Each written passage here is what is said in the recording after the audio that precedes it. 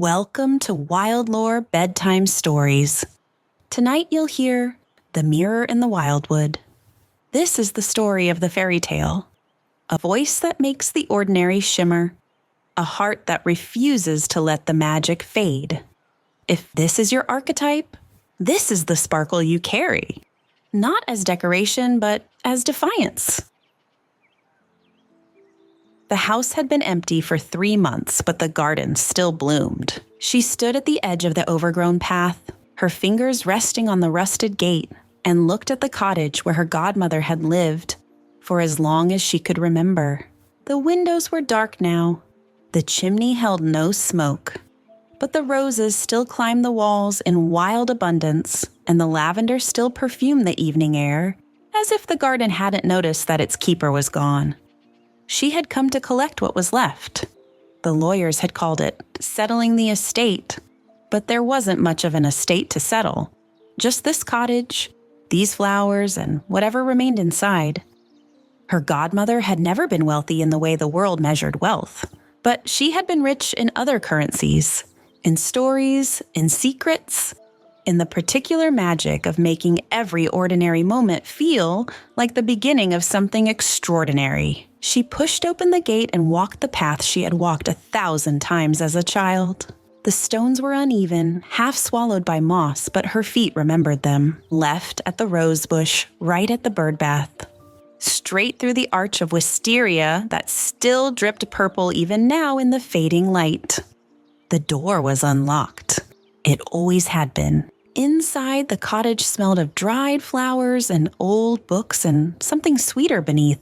Vanilla, maybe, or honey. Dust motes floated in the last slant of sunlight from the kitchen window. Everything was just as her godmother had left it. The teacups on their hooks, the quilts folded over chairs, the shelves lined with jars of things that had no names, but plenty of uses. And there, on the mantel above the cold fireplace, the mirror. It was smaller than she remembered, barely the size of a dinner plate, framed in tarnished silver that curled like vines at the edges. She had seen it every visit of her childhood, had asked about it 100 times, and had received 100 different answers. It shows you what you're becoming. It shows you what you've forgotten. It shows you the truth if you're brave enough to look. Her godmother had loved riddles, almost as much as she loved roses. She crossed the room and lifted the mirror from its place. It was lighter than she expected, and warm, as if it had been sitting in sunlight. She turned it over in her hands, feeling the familiar weight of something that had always been part of her story, even when she didn't understand how. She looked into the glass. For a moment, she saw only herself. Tired eyes, hair escaping its braid. The face of a woman who had spent too many months grieving and not enough time remembering what she was grieving for. But then the reflection shifted, like water disturbed by a stone, and she saw something else. A woman who looked like her but different, standing taller, eyes brighter, wearing a dress she didn't own, in a place she didn't recognize. Somewhere wild and green, filled with light that seemed to come from everywhere at once. The woman in the mirror was smiling, and the smile held no apology. Her breath caught. Her godmother's voice rose from memory, clear as the bell that used to hang by the garden gate. The story is yours to finish, little star. Don't let anyone else hold the pen. She had said that the last time she visited 3 days before her godmother died. She had thought it was the morphine talking. Now, holding the mirror, seeing that other self shimmer in the glass, she wasn't sure. The reflection faded, leaving only her own face, her own tired eyes. But something had changed. Something had opened. She wrapped the mirror in her scarf and tucked it into her bag. Whatever this was, magic or memory or something in between, she was taking it with her. The story was hers to finish. She just had to figure out how it went. Act 1. The Call to Enchantment. Back in her apartment, the mirror looked out of place, It sat on her dresser between a half-empty perfume bottle and a stack of unopened mail, its silver frame dull against the modern furniture, its glass catching light from the window and throwing it back in fragments. She found herself glancing at it constantly, while brushing her hair, while choosing her clothes, while lying in bed unable to sleep. Each time, she half expected to see that other woman again, that brighter self standing in some impossible green place. But the mirror showed only her own reflection, unchanged and unenchanted. Maybe she had imagined it. Grief did strange things to the mind. But she couldn't shake the feeling that something was waiting, that the mirror had shown her a door, and now it was her job to find the handle. She thought about her godmother constantly. The woman had been her mother's closest friend, though the two women couldn't have been more different. Her mother was practical, organized, a woman who kept lists and followed plans. Her godmother was none of those things.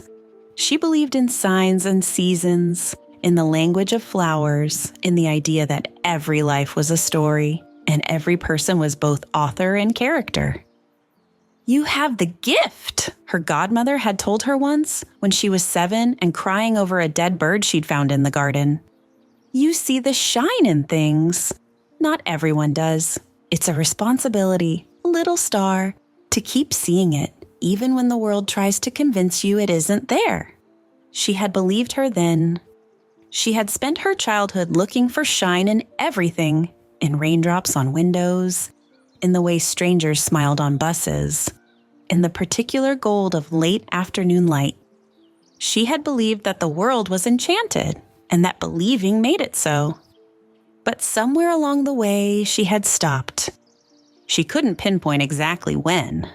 Sometime after college, maybe. After the jobs that demanded practicality, the relationships that punished dreaminess, the slow accumulation of years that taught her to keep her sparkle hidden, like a secret she was slightly ashamed of.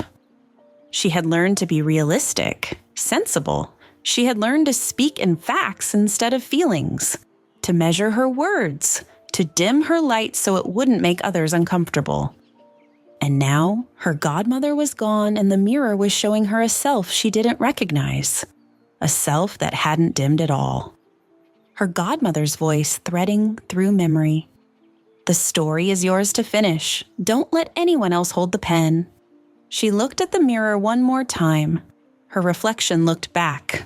The same tired eyes, the same uncertain mouth. But now she noticed something she hadn't before.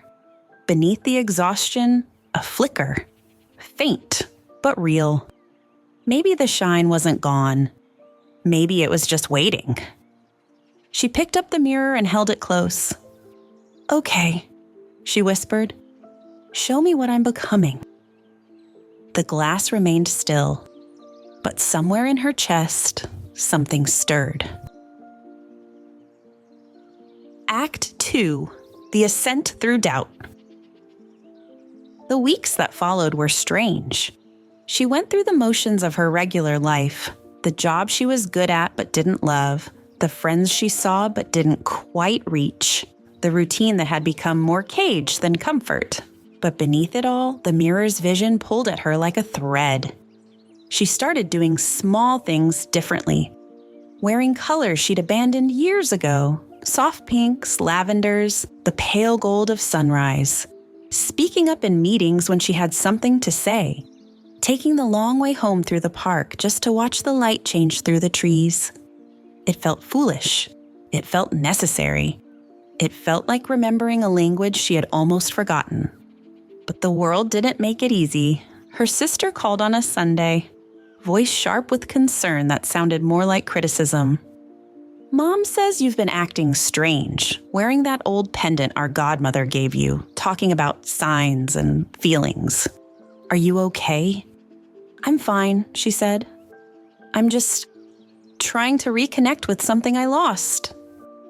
A pause. Then, "I loved her too, but she was, a little unmoored. I don't want you to go down that path. You're not a child anymore. You can't just believe in magic and expect life to work out."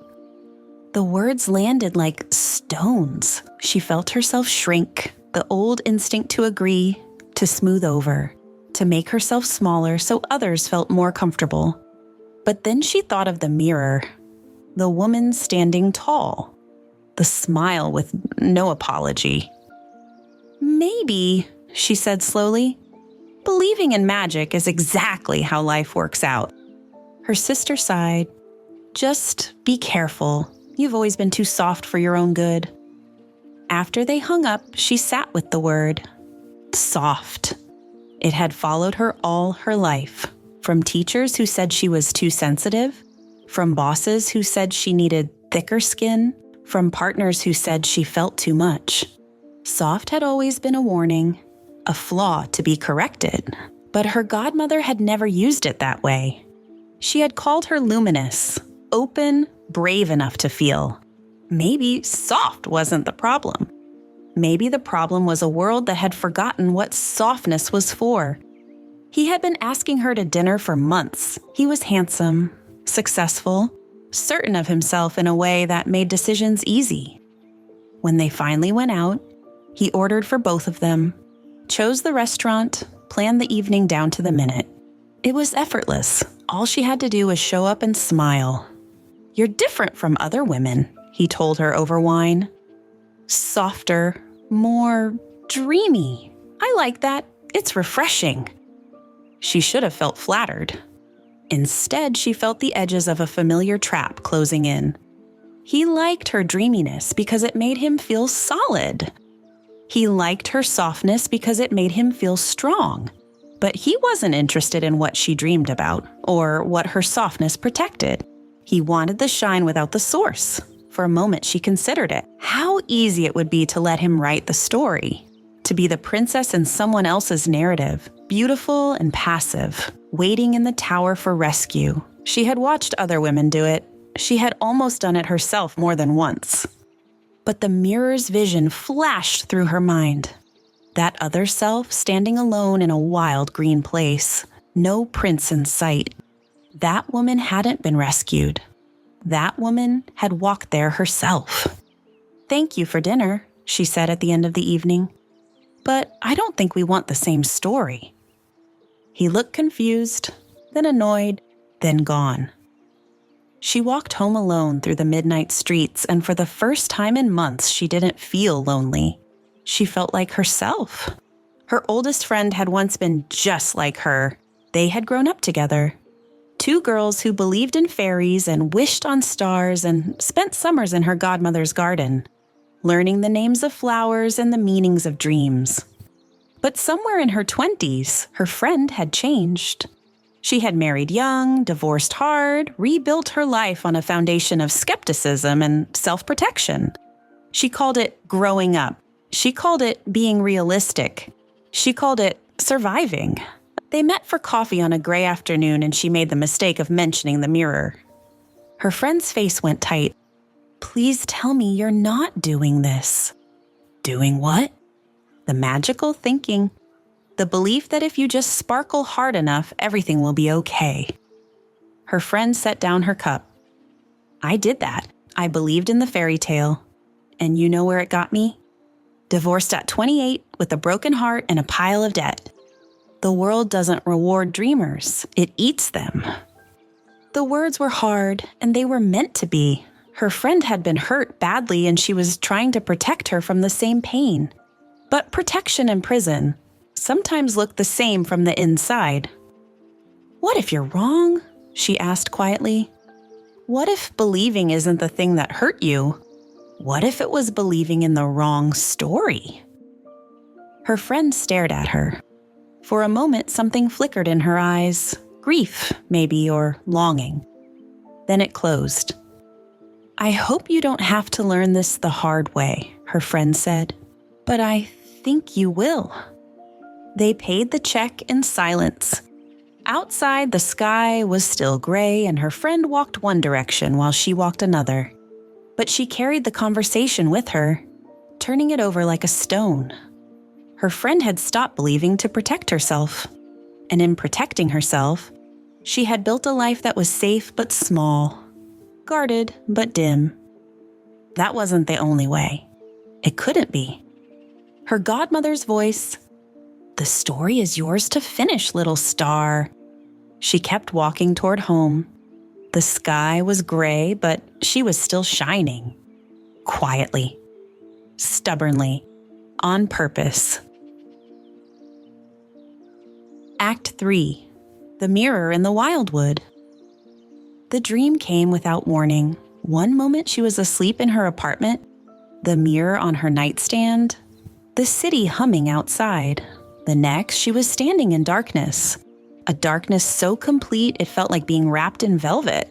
She couldn't see her hands in front of her face. She couldn't feel the ground beneath her feet. Then the light came. It started as a single point far away, like a star fallen to earth. As she watched, it grew, not brighter, but closer, until she could see that it wasn't a star at all. It was a clearing, a circle of moonlight in the middle of an endless forest. And in the center of that circle, a mirror. The same mirror, her godmother's mirror, but larger now, tall as a door, framed in silver vines that seemed to move in the windless air. She walked toward it. The forest parted around her, trees leaning back as if making way. The ground was soft with moss, and flowers she couldn't name glowed faintly at the edges of the path. It was beautiful and terrifying, and she understood in the way you understand things in dreams that this was the place the mirror had been showing her all along. The Wildwood. The space between who she was and who she was becoming. She reached the clearing and stood before the mirror. The glass was dark at first, showing nothing. Then slowly an image formed. It was herself again, but not the tired woman she saw each morning and not the radiant future self she had glimpsed before. This reflection was something in between. This reflection was the woman she was right now, standing at the threshold holding all her fear and all her hope in the same trembling hands. And around that reflection, pressing close, were shadows. The first shadow wore her mother's voice. "Wait," it whispered. "Be patient. The right moment will come. Someone will show you the way. Someone will open the door. You don't have to do this yourself." The words were soft, and they were seductive. She had spent so much of her life waiting for permission, for rescue, for someone else to tell her it was okay to want what she wanted. Waiting was safe. Waiting meant you couldn't fail because you hadn't really tried. But waiting also meant watching your life unfold like a story someone else was writing. It meant standing at windows instead of walking through doors. It meant midnight striking and striking and striking while you stayed frozen in your glass slippers, hoping the prince would remember your name. "No," she said to the shadow. "I'm done waiting."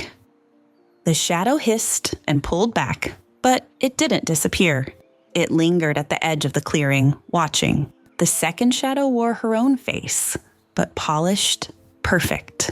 A version of herself with every flaw smoothed away. "Sparkle," it said, smiling a smile that didn't reach its eyes. "That's what they want. Give them the shine, the charm, the magic. But keep the real you hidden. Keep the messy parts locked away. They don't want your truth. They want your glitter." This shadow was harder to resist. She knew how to perform enchantment. She had learned it as a survival skill. How to be delightful, how to be charming, how to make people feel like they were standing in sunlight without ever letting them see the source. It worked. It kept her safe. But it also kept her alone. Because a performance isn't a connection. A mask isn't a face. And sparkle without substance is just glitter. Pretty but empty, swept away at the end of the night. "I'm not a show," she said to the shadow. "I'm a story. And stories need truth to matter." The second shadow flickered, its perfect face cracking, then retreated into the dark. The third shadow was the hardest. It didn't speak. It just stood there, trembling, looking at her with eyes full of tears. It was the part of her that believed she couldn't survive the real world. The part that whispered every time she tried to shine, That brightness invited breaking, that soft things got crushed, that the fairy tale always ended at midnight and the glass slipper always shattered and the princess always woke to find it was all just a dream. "You're too fragile," this shadow finally said, its voice breaking. "You'll shatter, you'll burn out, you'll let them see who you really are and they'll turn away and you'll be alone in the dark with nothing but pieces." She felt tears rise in her own eyes. This fear was the oldest, the deepest. She had carried it since childhood, this terror that her softness was a fatal flaw, that her light was a target, that being fully herself was a risk she couldn't afford to take. But standing here, in the Wildwood, in the moonlight, she understood something she had never understood before. Fragility wasn't weakness. Fragility was what happened when you tried to be strong alone. But she wasn't alone. She had her godmother's voice woven through her memory. She had the mirror showing her possibilities. She had herself, every soft, shining, stubborn part of herself, standing here, still standing, despite everything. "I might shatter," she said to the shadow, "but shattering isn't the end. It's just what happens before you become something new." The shadow looked at her for a long moment. Then it bowed its head and dissolved into light. The clearing was quiet now. The shadows were gone and the mirror stood alone, its surface finally clear. She stepped forward and looked into the glass. She saw herself, not the tired version, not the perfect version, but the true one, a woman with light and shadow both, a woman who believed in magic not because she was naive, but because she had chosen to, a woman whose story was still unfinished, still uncertain, still full of blank pages waiting to be written. Her godmother's voice came one last time, not from memory now, but from somewhere deeper, from the mirror itself, or from the part of herself that had finally learned to listen. "The story is yours to finish, little star. It always has been. Now pick up the pen." She reached out and touched the mirror's surface. The glass was warm and it rippled under her fingers like water. She stepped through. She woke in her godmother's garden. The sun was just rising, painting the sky in shades of pink and gold, and the roses were blooming so fiercely it looked like the walls were on fire with petals. She lay in the soft grass, the mirror cradled in her arms, and watched the light climb higher. She didn't know how she had gotten here. She didn't know if the Wildwood had been a dream or something more. But she knew with a certainty that felt like coming home that something had changed. She sat up and looked at the mirror. Her reflection looked back. The same face, the same eyes, but different now. Brighter. Not because anything external had shifted, but because something internal had. She had walked through the shadows and come out shining. Not perfectly, not painlessly, but truly. The cottage door was open. She didn't remember leaving it that way. She walked inside and stood in the kitchen where her godmother had stood 1,000 times, making tea, telling stories, filling the room with the particular magic of her attention.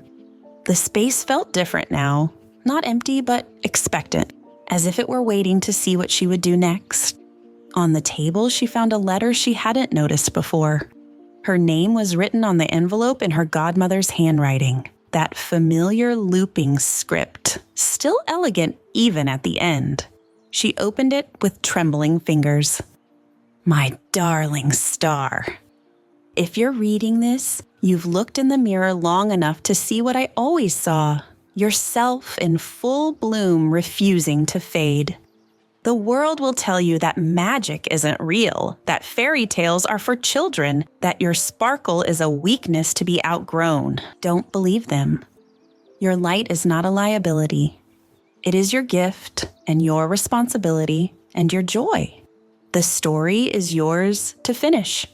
Not because I'm giving it to you. It was always yours. I just kept the mirror safe until you were ready to look. Now look and keep looking.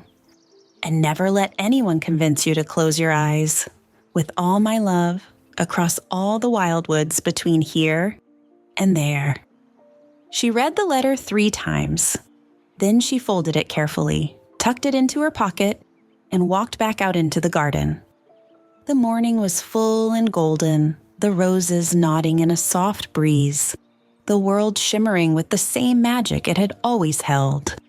The magic she had finally remembered how to see. She didn't know what came next. She didn't have a map or a plan or a prince waiting at the end of the path. But she had the mirror, and she had the letter, and she had herself, whole and shining and ready to write whatever story wanted to come. The fairy tale wasn't ending at midnight. It was just beginning, and she wasn't going to disappear. This was the story of the fairy tale. If you are the fairy tale, your voice makes the world shimmer. You see magic where others see only the ordinary. Your gift is enchantment, and your power is the courage to keep shining, even when the world tries to dim you. The story is yours to finish, and you are not going to disappear. You've just heard the Fairytale Bedtime Story, one of the 8 archetypes in the Wild Lore framework. To discover your own archetype and learn to let your story sparkle without apology, take the Wild Lore quiz at wildlore.co. Your story is waiting to be told.